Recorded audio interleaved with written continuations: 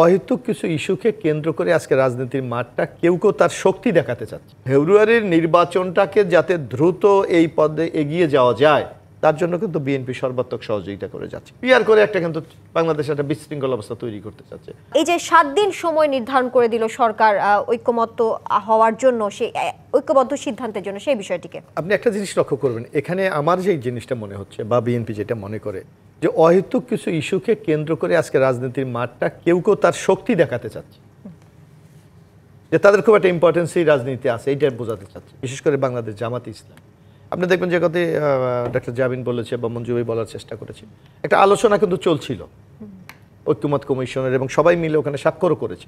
হঠাৎ করে কিন্তু দেখলেন জামাত রাজপথে চলে গেল। অর্থাৎ তারা বোঝাতে চাচ্ছে তাদের একটা আলাদা পাওয়ার আছে, আলাদা শক্তি আছে, এটা জনগণকে এই মেসেজটা তারা দিতে চায়। এবং আমার মনে হয় সংকটটা ওইখানেই তৈরি হয়েছে। আপনি যে কথাটি বলা হয়েছে, এখানে বলা হচ্ছে যে বিএনপির পক্ষে কিছু নোটা, বিএনপি কি বলেছে আপনি দেখবেন, বিএনপি কিন্তু এই যে সনদে কিন্তু স্বাক্ষর করেছে এবং বলেছে সংবিধানের অন্তর্ভুক্ত এবং এই সনদের ব্যাপারে যা যা বাস্তবায়ন করা দরকার বিএনপি কিন্তু সেটা কমিটমেন্ট করেছে স্বাক্ষরের মাধ্যমে। সুতরাং এখানে বিএনপি নিয়ে, এবং এটাও আপনি দেখবেন যখন সনদটা ওখানে স্বাক্ষরিত হয় সেখানে বিএনপি যে নোট অফ ডিসেন্ট দিয়েছিল সেটাও কিন্তু ওখানে উল্লেখ ছিল। কিন্তু পরবর্তী সময় আমরা দেখলাম যে যখন এটা মাননীয় প্রধান উপদেষ্টার কাছে সাবমিট করা হলো তখন কিন্তু এটা নাই। এখানে বিএনপির বক্তব্যটা হলো এখানেই যে আমার যেই সিদ্ধান্ত হয়ে গেছে এবং সবাই মিলে স্বাক্ষর করেছে এটা তো আপনি বাদ দিতে পারেন। এবং বিএনপি কি বলেছে যে আগামীতে ফেব্রুয়ারিতে যে নির্বাচন আছে সেই নির্বাচনে আমরা দলীয় যে ম্যানিফেস্টো হবে সেই ম্যানিফেস্টো স্পষ্ট ভাষায় আমরা উল্লেখ করব এই জায়গায় আমাদের নোট অফ ডিসেন্ট আছে। যদি বাংলাদেশের ভোটাররা, বাংলাদেশের নাগরিকরা যদি মনে করে না বিএনপিকে সমর্থন করবে, বিএনপি সেটাও মেনে নেবে, আর যদি সেটা সমর্থন না করে সেইটাও বিএনপি মেনে নেবে। অর্থাৎ বিএনপির বক্তব্য কিন্তু স্পষ্ট, এখানে কোনো ধোঁয়াশার বলে কোনো কিছু নেই। বরং ফেব্রুয়ারির নির্বাচনটাকে যাতে দ্রুত এই পদে এগিয়ে যাওয়া যায় তার জন্য কিন্তু বিএনপি সর্বাত্মক সহযোগিতা করে যাচ্ছে। কিন্তু আপনি দেখবেন না এই যে কথাটি বলা হচ্ছে হঠাৎ নিম্নকক্ষে পিআর করে একটা কিন্তু বাংলাদেশে একটা বিশৃঙ্খল অবস্থা তৈরি করতে চাচ্ছে।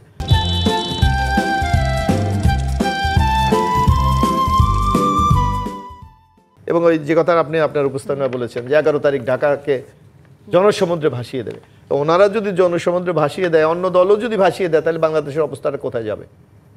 এই জায়গায় আমার মনে হয় এই জুলাই গণ অভ্যুত্থানের পর রাজনৈতিক দলগুলি যেই ভূমিকাটা পালন করেছে এটা অব্যাহত রাখা উচিত। এখানে মঞ্জু ভাই আছে, শীর্ষ নেতা একজন।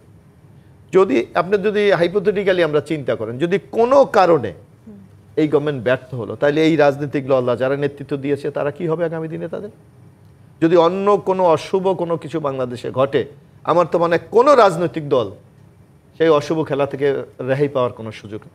যার জন্য আমরা অনুরোধ করব যে আমাদের নিজেদের মধ্যে যতটুকু দূরত্ব আছে, ভুল বোঝাবুঝি, এইটাকে যতটুকু মিনিমাইজ করা যায় করে নির্বাচনের দিকে যদি আমরা যেতে না পারি, তাহলে বাংলাদেশ কিন্তু নানা চ্যালেঞ্জের মধ্যে আছে। এই দেখেন আপনি ইতিমধ্যে কিন্তু যারা পতিত, যারা দেশ ছেড়ে চলে গেছে, তারা কিন্তু নানা ধরনের হুমকি দিচ্ছে, কি শাটডাউন করবে, এই করবে। কতটুকু পারে না পারে সেটা আলাদা, কিন্তু জনমতে তো একটা সংকট তৈরি হয়।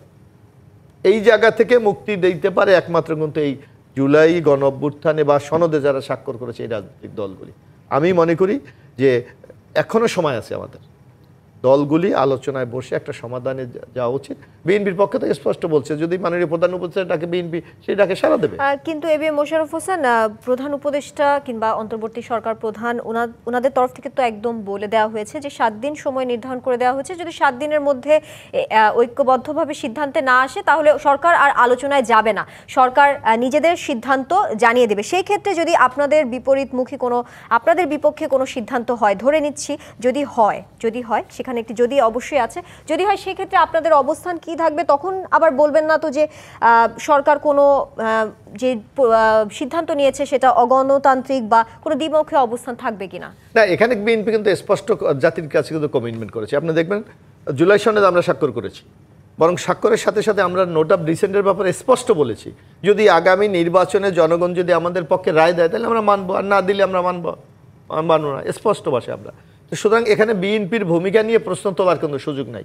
বরং যে কথাটি মানে আমরা পত্রপত্রিকা দেখে বল কিন্তু এখন সরকারের কোর্টে, তারা সিদ্ধান্ত দেবে। আচ্ছা, সরকারের সিদ্ধান্ত যদি হয় গণভোট নির্বাচনের আগে হবে, সেই ক্ষেত্রে আপনাদের অবস্থান কি থাকবে? আসলে সেটা বাস্তবতা কতটুকু আপনাকে সেইটাও তো একটু মূল্যায়ন জি, করতে হবে। নিশ্চয়ই। যে বাংলাদেশের এমনি আমরা একটা টালমাটাল অবস্থার মধ্যে আছি, আবার আপনার গণভোট, আবার সংসদ নির্বাচন, এত ছোট্ট সময়ের মধ্যে কতটুকু বাস্তবতার নিরিখে এই সিদ্ধান্ত নেওয়া যেতে পারে? আমার মনে হয় নিশ্চয়ই উপদেষ্টা মণ্ডলী বা ডক্টর ইউনূস সাহেব সেটা চিন্তা ভাবনা করে সিদ্ধান্ত নেবেন।